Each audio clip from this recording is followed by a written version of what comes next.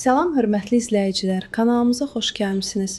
Bu videoda Azərbaycanda pensiyalar, sosial müavinətlər və ödənişlərlə bağlı gözlənilən dəyişikliklər barədə danışacağıq.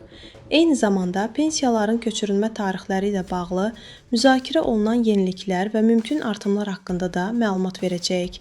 Videoya başlamazdan əvvəl videonu bəyənməyi və kanalımıza abunə olmağı unutmayın.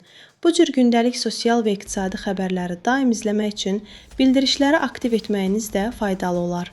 Hörmətli izləyicilər, son günlər sosial şəbəkələrdə və müxtəlif informasiya platformalarında pensiya və sosial ödənişlərlə bağlı bir sıra məlumatlar yayılır. Xüsusilə minimum əmək pensiyasının artırılması, sosial müavinətlərdə dəyişikliklər və əmək haqlarının yüksəldilməsi ilə bağlı xəbərlər vətəndaşların diqqət mərkəzindədir.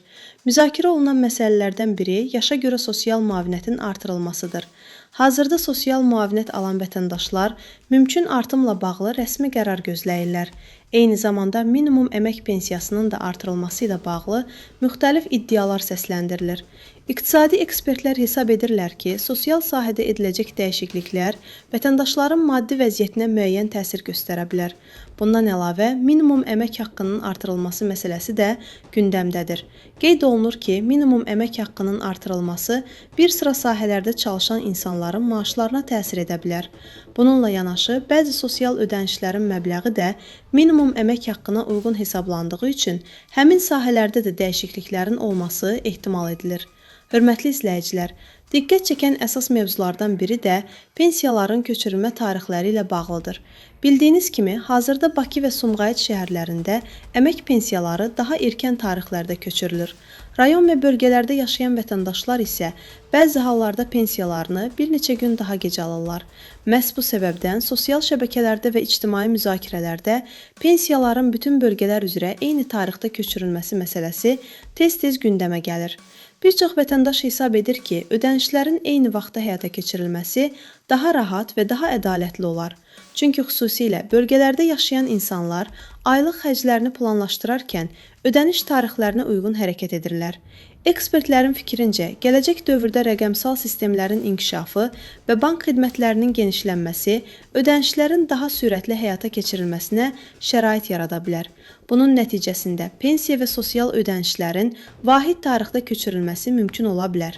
Digər tərəfdən sosial müavinətlər və təqaüdlərlə bağlı sistemdə hazırda ciddi dəyişikliklərin olmadığı bildirilir. Bu ödənişlərin əvvəlki aylarda olduğu kimi ayın son günlərində köçürülməsi davam edə bilər. Ünvanlı dövlət sosial yardımı alan şəxslər də ödənişlərin vaxtı ilə bağlı yeniliklər izləyirlər. Hörmətli izləyicilər, burada vacib məqamlardan biri də budur ki, sosial ödənişlərlə bağlı yayılan məlumatların rəsmi mənbələrdən təsdiqlənməsi önəmlidir. Çünki sosial şəbəkələrdə müxtəlif iddialar yayılsa da, yekun qərarlar yalnız aidiyyəti dövlət qurumlarının açıqlamalarından sonra dəqiqləşir.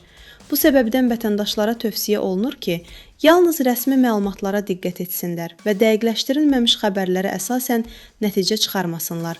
Əgər yaxın günlərdə pensiyalar, maaşlar və sosial müavinətlərlə bağlı rəsmi qərarlar açıqlansa, həmin məlumatları sizlərlə operativ şəkildə paylaşacağıq. Videomuzun sonuna çatdıq.